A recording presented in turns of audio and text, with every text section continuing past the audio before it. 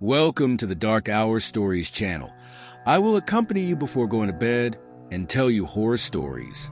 The small town of Willow Creek had a secret that no one dared to talk about. Tucked away in the foothills of a dense forest, it was the kind of place where everyone knew everyone's business. Yet some things were left unsaid. On the outskirts of the town was the Ashford Manor, a crumbling estate abandoned for decades, sitting like a forgotten relic among the towering trees. Locals knew better than to wander near the woods after dark, but not everyone listened. It was the first night of fall, and the air carried a crisp chill that hinted at the cold months ahead. Jennifer Harris, a high school senior, was out with her friends celebrating the end of summer. They had spent the evening telling ghost stories around a bonfire, and as the night grew later, the stories became more daring. Fueled by teenage bravado, someone suggested they hike up to Ashford Manor. No way. I've heard people go missing up there. One of her friends, Carla, said nervously. Jennifer rolled her eyes. Come on, it's just an old house. Besides, we're not actually going inside, just close enough to say we did it. What's the worst that could happen? The group hesitated, but no one wanted to be the first to back down. Soon, they were making their way through the woods, flashlights cutting narrow beams through the darkness. The deeper they went, the quieter it became. The usual sounds of the forest, crickets, rustling leaves, seemed to fade, replaced by a heavy, eerie silence. Guys, this is stupid, Carla whispered, but they pressed on. After what felt like hours, the twisted iron gates of Ashford Manor loomed before them, shrouded in fog that seemed to materialize from nowhere. The house itself was a shadowy silhouette, its windows like dark, empty eyes staring down at them. See? Nothing to be afraid of, Jennifer said, though even she felt a shiver creep up her spine. There was something unsettling about the place, something wrong. Just as they turned to head back, a faint sound broke the silence, a whisper, soft and distant, like whine through the trees. But the air was still. The group froze, straining to hear. The whisper came again, clearer this time. It wasn't the wind. It was a voice. What was that? One of the boys, Mark, asked, his voice cracking with unease. I don't know, Jennifer said, her bravado starting to waver. Let's just go. As they started down the path, the whisper grew louder, now unmistakably words. Help me, it said, so faint they weren't sure if it was real. Did you hear that? Carla asked, her voice trembling. Yeah, I heard it. Let's move now. Jennifer urged, her heart pounding. The group quickened their pace, but the whisper followed them, growing more insistent. Help me, please. The voice was soft but desperate, echoing through the trees. They broke into a run, stumbling over roots and rocks in their panic. But no matter how fast they ran, the voice stayed with them. Jennifer's chest tightened as fear gripped her. She could barely see her friends through the darkness. Her flashlight flickered, and in that brief strobe of light, she saw something that made her blood run cold. A figure, pale and thin, standing just off the path, watching them. Go, go, go, she shouted. But as they sprinted through the woods, the figure appeared again, closer this time. They burst out of the trees, breathless and terrified, but the whispers didn't stop. They followed them all the way back to the clearing where their bonfire had long since burned out, leaving only cold embers. What the hell was that? Mark gasped, bending over with his hands on his knees, trying to catch his breath. I don't know, but we're never going back there, Jennifer said, her voice shaking. But even as she spoke, the whisper came again. Help me. It was right behind her. Jennifer whirled around, but there was nothing there. Just darkness. They didn't talk much after that night. Something had followed them out of the woods. Something they couldn't explain. Over the next few days, Jennifer tried to shake it off, but the whispers never left her. They came in the dead of night, faint but persistent, always the same, "Help me." She tried ignoring it, but each night the voice grew louder, more desperate. She stopped sleeping, her nerves frayed by the endless whispers. And then one night, she saw it again, the figure from the woods, standing at the foot of her bed, its pale face hidden in shadow. "Help me," it whispered, its voice now raspy and raw. Jennifer screamed, but when her parents rushed in, the figure was gone. They didn't believe her. No one did. Desperate for answers, Jennifer returned to the woods alone, against her better judgment. She followed the path to Ashford Manor, the whispers guiding her every step. The house loomed ahead, even more decrepit than she remembered. The door creaked as she pushed it open, the air inside cold and damp. The whisper was everywhere now, echoing through the empty halls. "Help me," it begged, drawing her deeper into the house. She found herself in a small, dusty room at the back of the manor. The whisper was deafening here, and as she looked around, she saw something she hadn't expected, an old, leather-bound diary lying on the floor. With trembling hands, she opened it. The pages were filled with the desperate words of a girl who had lived in Ashford Manor many years ago. She wrote of strange noises, of voices that whispered to her, just like the ones Jennifer had heard. The last entry sent a chill down Jennifer's spine. "They won't stop. The whispers. They want me to help them, but I don't know how. I'm so scared. If anyone reads this, please help me." The diary slipped from Jennifer's hands, and the room grew colder. She wasn't alone anymore. "Help me." The whisper was no longer a whisper. Jennifer turned, and there it was, the figure, its face now fully visible. It was the girl from the diary, her eyes hollow, her skin pale and gaunt. Jennifer's breath caught in her throat. "What do you want from me?" she whispered. The girl's mouth twisted into a sad smile. "Help me." Before Jennifer could move, the ghost reached out, its cold fingers brushing her arm. And then everything went black. When Jennifer woke up, she was lying in the woods, just outside the gates of Ashford Manor. The whispers were gone, but she knew the ghost's plea would haunt her forever.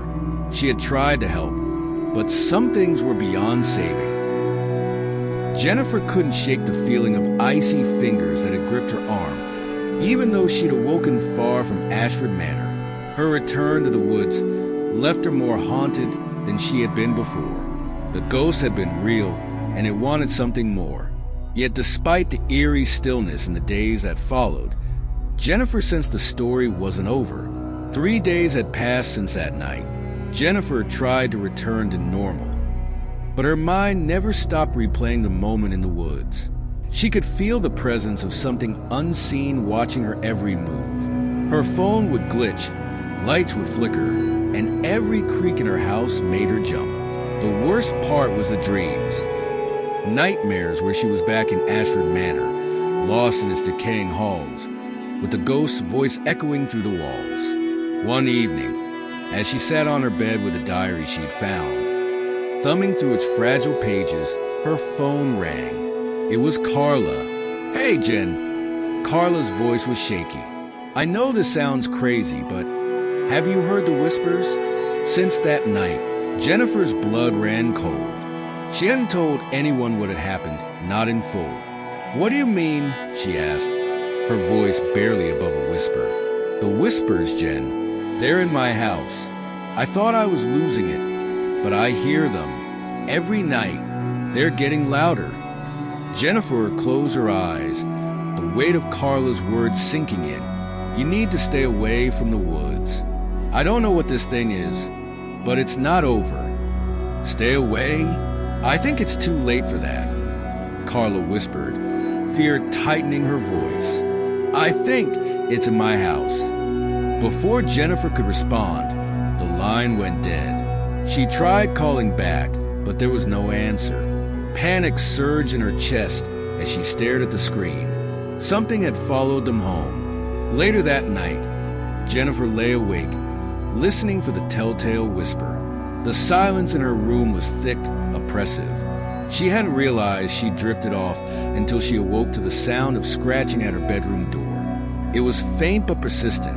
At first, she thought it might be her imagination, but as she strained her ears, she heard it again, a soft rhythmic scrape, like nails dragging across wood. Slowly, Jennifer sat up, her heart pounding in her chest. The air was thick with the cold that seemed to seep into her bones. As her eyes adjusted to the darkness, she saw something that made her blood freeze. A shadow under the door, small and unmoving. Then she heard the whisper, "Help me." Jennifer's heart raced as the voice grew louder, more insistent. Her skin prickled with dread. She couldn't run, not this time. It was here, gripping the edge of her blanket. She forced herself to stand. She approached the door slowly, the whisper becoming clearer with each step. Her hand trembled as she reached for the doorknob. Just as she touched it, the whisper stopped. Silence. Jennifer hesitated for a moment, then swung the door open. The hallway beyond was empty. The shadows from the dim nightlight in the hall cast long, eerie shapes on the walls, but nothing seemed out of place. She released a shaky breath, stepping out of her room, glancing left and right. But then she felt it, a cold breath on the back of her neck. Spinning around, Jennifer came face to face with the girl from Ashford Manor. The ghost's hollow eyes bored into her, and its mouth twisted into the same sad, desperate smile. Its voice was no longer a whisper, but a low, mournful groan. "Help me!" Jennifer stumbled back, her heart thundering in her chest. She couldn't move, couldn't scream. The ghost's face twisted in pain, and suddenly she understood. It wasn't just asking for help, it was demanding it. The ghost reached out again, and this time, Jennifer didn't resist. Its icy fingers closed around her wrist, pulling her forward with terrifying strength. The room around her blurred, and before she could comprehend what was happening, she was no longer in her house. She was back at Ashford Manor. The air was thick with the musty smell of decay. The ghost stood before her, its pale figure illuminated by the weak light filtering through the cracked windows. Jennifer's mind raced. What did it want? What was she supposed to do? As if reading her thoughts, the ghost turned and began to walk, its movements slow and deliberate, leading Jennifer deeper into the house. The manor's interior was even more decrepit than before, with rotting floorboards and peeling wallpaper. Every step felt like a journey into the past, into something terrible that had happened long ago. They came to a stop at a door near the back of the house, one Jennifer hadn't seen before. The ghost turned to her, its hollow eyes pleading. Then it spoke, its voice rasping like dry leaves. "You must help me, release me." Jennifer's hand shook as she reached for the doorknob. She pushed the door open, revealing a small room untouched by time. In the center of the room was a small bed, and on it lay a skeleton, its bones brittle and yellowed with age. Clutched in the skeletal hand was a locket, its chain rusted and delicate.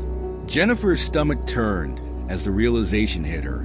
This was the girl, the one who had been trapped in the manor all these years, her soul tethered to the place of her death.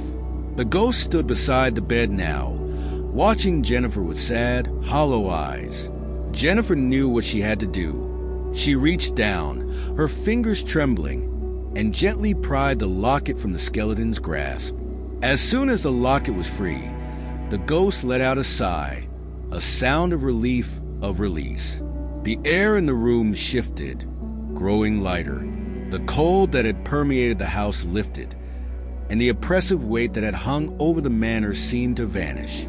The ghost smiled, a genuine, peaceful smile, and for the first time it didn't speak. It simply faded, dissolving into the air like mist. Jennifer stood there for a long moment, clutching the locket in her hand.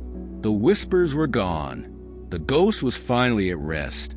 When she stepped out of the manor, the sun was just beginning to rise, casting a warm, golden light over the trees. The nightmare was over, or so she thought. As she walked down the path, heading home, Jennifer glanced down at the locket in her hand. She hadn't opened it yet. With a deep breath, she clicked it open. Inside was a photograph of the girl, her face young and smiling. But there was something else, too, an inscription scratched into the metal behind the photo. "This isn't over,"